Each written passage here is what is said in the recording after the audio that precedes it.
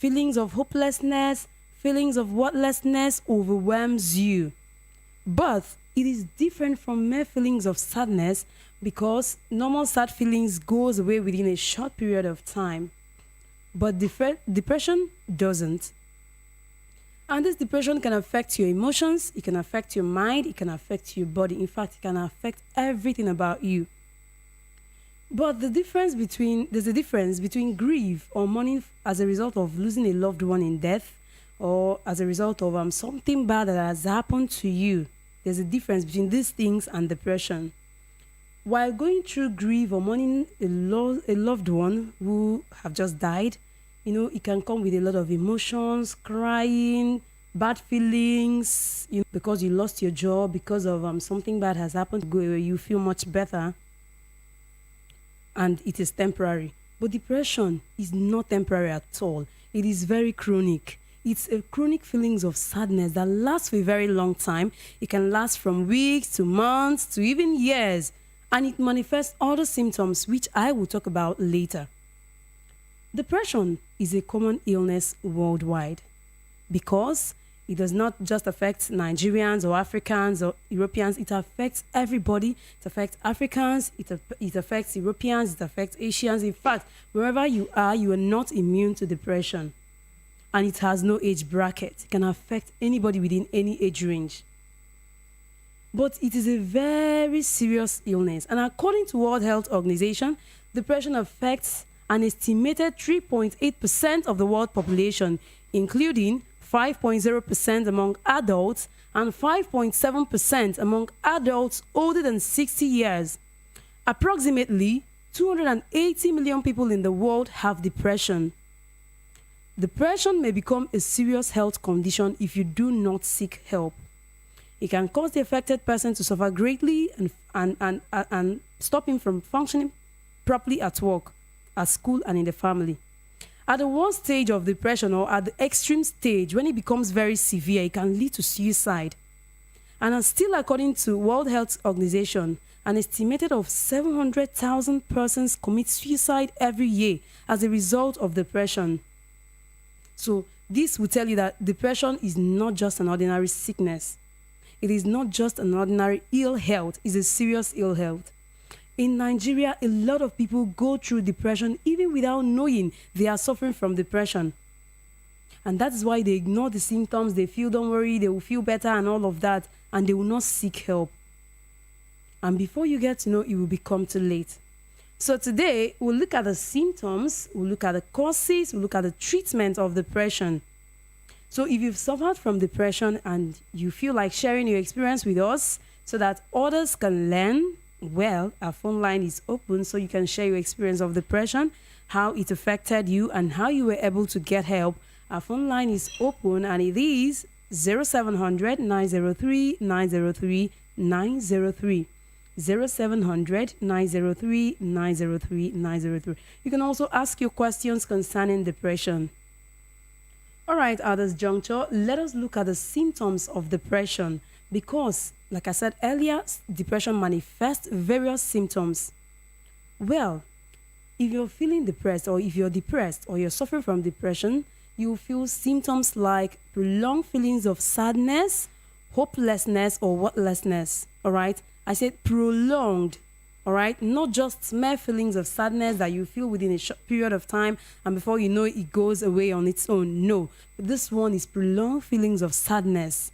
You feel that you're worthless. You feel that you're hopeless. You feel there's no need going on in life. You feel that in fact, the world is turning up against you.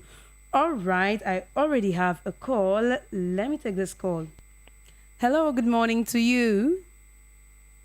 Hello, good morning. Beautiful morning to you. What's your name and where are you calling me from? Enyina from Alakoko. All right, Enyinaya, have you suffered from depression before? You want to share your experiences or you want to ask questions? Yes, I think I've suffered from depression.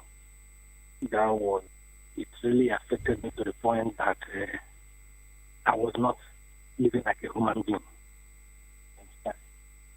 My world turned upside down. You can imagine how it is to lose one's parents in the space of 1 year. I can understand. And, it's not that I have siblings and they are still very small.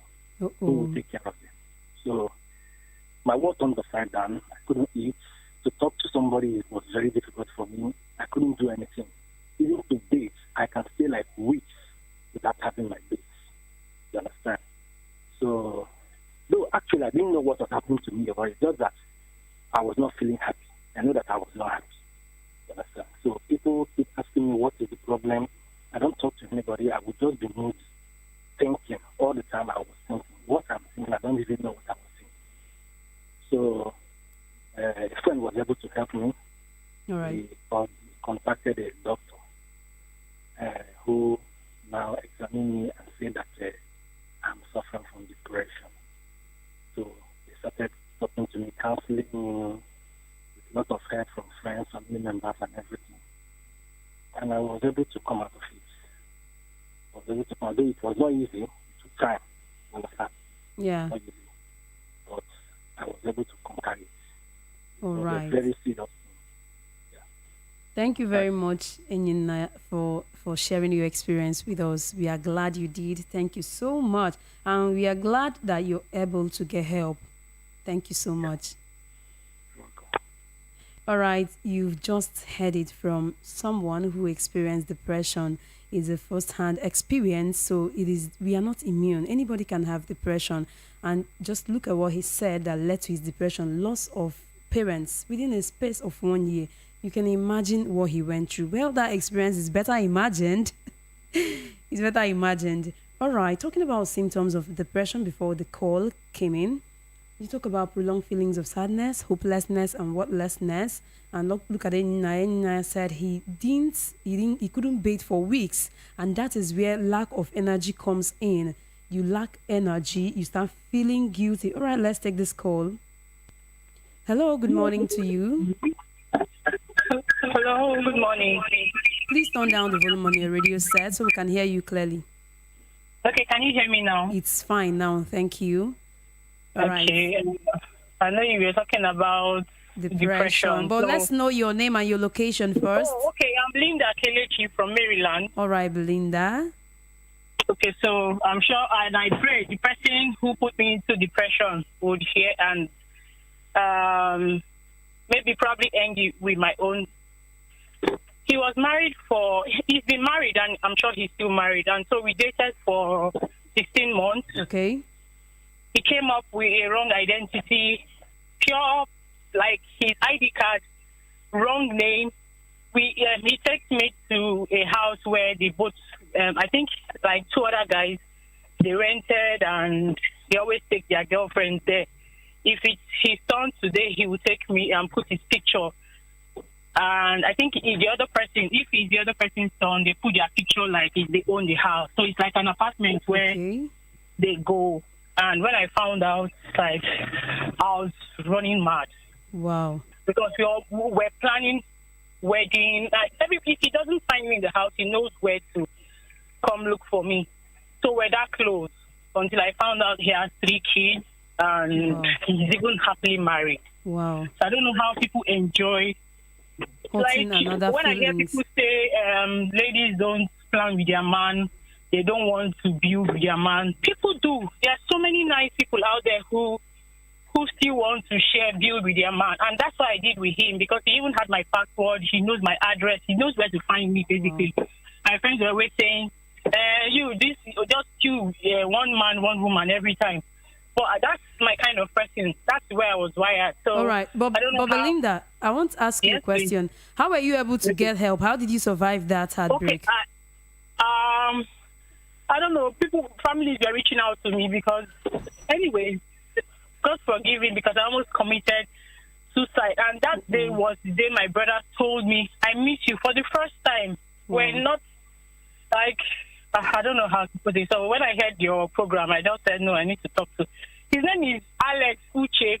Okay, I think I've been hearing that name during the midnight show. Oh, okay. And that is fake name. Oh. His real name is Alex Ezurum. So just in case other ladies who would fall into his trap. So all right. That's why I had to mention his name, so they watch out. All right. Thank you very much, Belinda, for sharing your experience with us. Thank you so much. Thank you, and keep listening. All right. I'm glad you're hearing it from people who have experienced depression. This is a first-hand experience, all right? And they were able to get help. Just like Belinda said, she almost committed suicide. So when depression gets to an extreme form, an extreme stage, thoughts of killing yourself, thoughts of hurting yourself sets in because you become tired of life. You feel you can't keep going. So I want to urge people, friends, family, neighbors who are listening to me, please, if you notice anyone, family never can tell. And just know that without treatment, depression can become worse and it can increase your chances of other health conditions like dementia. It can also lead to self harm or death, just like we've listed. And you also notice changes in your sleep pattern. If you're someone that sleeps too much, you start sleeping too little. If you're someone that sleeps too little, you start sleeping too much. You start eating too much or eating too little, depending. And there'll also be change in your body weight.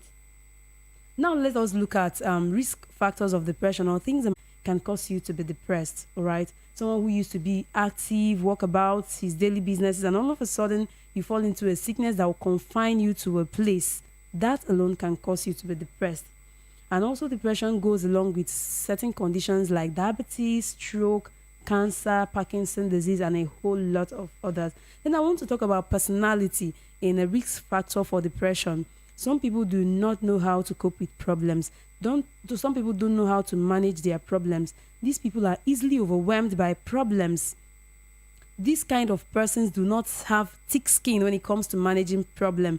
Any little problem can throw them into depression. So if you have people like that, please reach out to them, look out for them, and check up on them regularly. Then talk about postpartum depression. It can happen to pregnant women.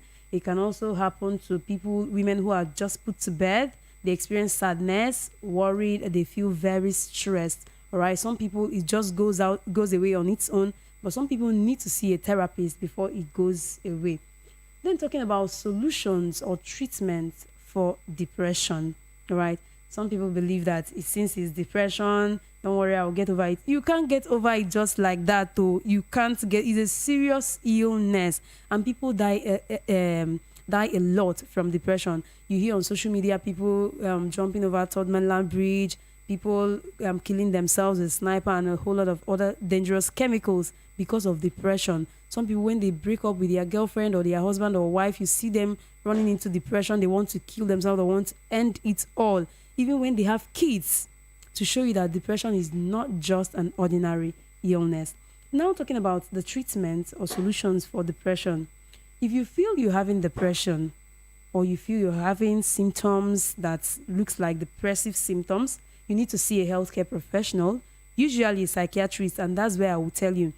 The fact that they say a psychiatrist does not mean it's for the mentally ill. You say, oh, I'm not running mad, oh, I'm not mad, this one. No. Please, you need to see a psychiatrist. You're not mentally ill, but you need to see a psychiatrist to check you because it has to do with the brain. It has to do with the mind, all right? So the psychiatrist will diagnose you and then prescribe antidepressant drugs for you. And there are several categories of antidepressants, so the psychiatrist will find out the best one for you and he will prescribe it for you. When you take it, you see yourself getting better. Another solution to depression is therapy, all right? Therapy can be a very effective treatment for depression. Most therapists require you meet with them in person, that's one-on-one, on a regular basis. They can organize for a weekly session or daily session, depending on the severity of your depression. So they can help you deal with stressful situations. They will address your negative belief. They will help you cope with the challenges that you're facing. And they will also help you to increase your self-esteem. All of these things will help in treating your problem. Then let's talk about lifestyle changes.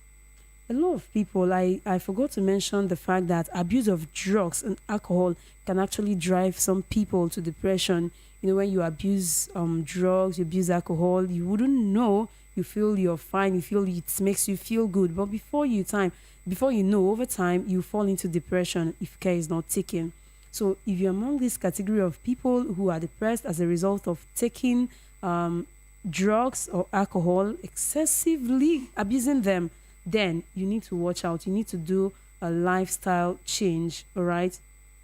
So lifestyle change will help you. It's a kind of therapy. It works along with your therapy. It works along with the medication that the psychiatrist will give you. All right, so it will help you change your negative behaviors and habits, just habits that I mentioned earlier. So you need to get enough sleep if you're trying to make lifestyle changes. If because as a result of your depression, you're not getting enough sleep, you're getting too little sleep, then you need to get enough sleep. We call it quality sleep. You need quality sleep. At least 6, 7, 8 hours of sleep will help you. Then you avoid those drugs.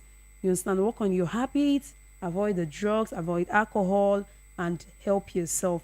I also do not want to overrule the fact that exercise will help you. Try and engage in exercise. You mustn't go register in a gym. You mustn't leave your house. You can do in-house exercises that you can do within your house. Even if you're living in a one-room apartment, you can still do your exercises there. Then you have to reduce your sugar and salt intake. Very, very important. Then eat healthy meals, incorporate fruits and vegetables into your diet. I know it's not easy because of the condition of the country, but you can still help yourself. Even if it's on a weekly basis, you just use 500 naira every week to get yourself fruits and vegetables. You can cook vegetable soup once in a week. You can also buy, you know, less expensive fruits like oranges. You have your oranges, you have other fruits that are in season. So check fruits that are in season and try to eat them. Then reduce the amount of time you watch TV and the amount of time you use for the internet. A lot of people use their sleeping time for watching television. They use their sleeping time for surfing the net. So you need to look out and please, please reduce the time you use for all of this notes, all of these things. Well, because our time is taking really, really very fast and we have a lot of programs lined up for you. On this note, I say thank you for listening, and for our callers who called in to share their experiences with us. I say thank you to Enyinaya, thank you to Belinda, thank you so much, and do have a great weekend.